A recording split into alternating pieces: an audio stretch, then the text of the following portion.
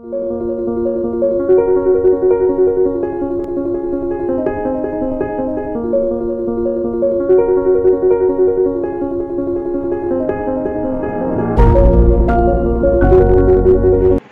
तर आजच्या लेसनमध्ये आपण विजेचं बिल कसं काढलं जातं हे मी तुम्हाला शिकवणार आहे.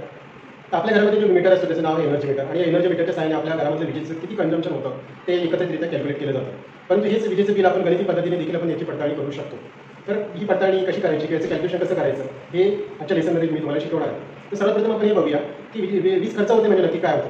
तर वीज खर्च होते म्हणजे नक्की काय होते. ज्याप्रमाणे समजा एखादी पाण्याची टँक असेल त्या टँकमध्ये आपण दररोज थोडं पाणी वापरतो आणि मग ती टँक संपून जाते. तसं इलेक्ट्रिसिटीच्या बाबतीत तसं नाही आहे. इलेक्ट्रिसिटी आपल्याला ही अदृश्य शक्ती आणि तिचा इन्कमिंग सोर्सला आपण ती जोडलेली असते. ते मग इलेक्ट्रिसिटी कन्झ्युम होते म्हणजे नक्की काय. इलेक्ट्रिसिटी कन्झ्युम होते तर असं म्हणता येईल की विजेचं अनेक ऊर्जेमध्ये या ठिकाणी रूपांतर होत असेल.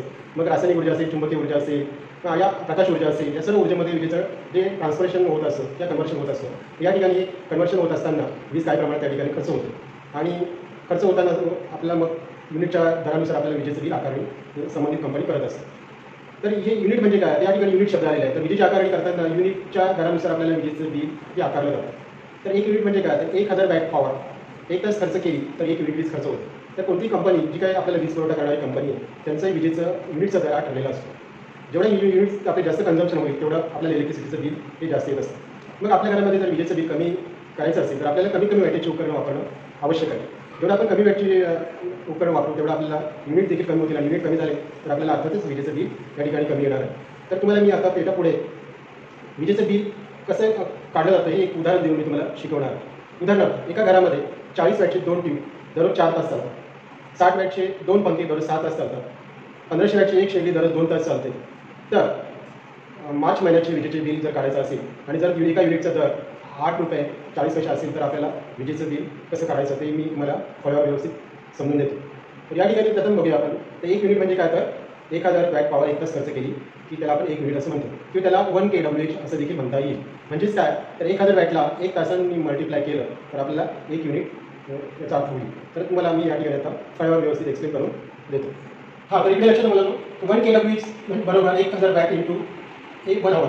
kWh बरोबर watts into time divided by 1000. 1 kWh बरोबर 1 युनिट. ते kWh म्हणजे किलो वॅट आवर. 1 किलो वॅट आवर बरोबर 1 युनिट असेही म्हणता येईल या ठिकाणी. आता यावरती आपण एक उदाहरण बघूया की एका घरामध्ये 40 वॅटचे 2 ट्यूब दररोज 4 तास, 60 वॅटचे 2 पंखे दररोज 6 तास, 1500 वॅटची शेगडी दररोज 2 तास याप्रमाणे लोड आहे.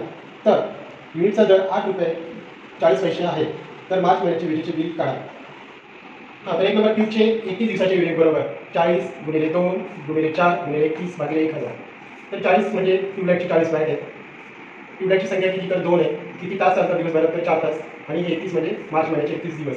त्यांचा पूर्ण गुणाकार करून त्याला 1000 भरलं तर आपल्याला 9.92 युनिट येईल किंवा kWh. त्याचप्रमाणे पंखेचे युनिट देखील. पंखेचे 60 वॅट आहे. 2 पंखे 6 तास चालतात दररोज आणि मार्च महिन्याचे 31 दिवस त्याला भागिले 1000. तर 1 kW म्हणजेच 1000 वॅट. त्याचं मल्टिप्लिकेशन आणि डिवायडेशन केल्यानंतर आपल्याला त्याचं टोटल युनिट येतं 22.32 kWh किंवा युनिट. शेगडीची युनिट बरोबर 1500 वॅट.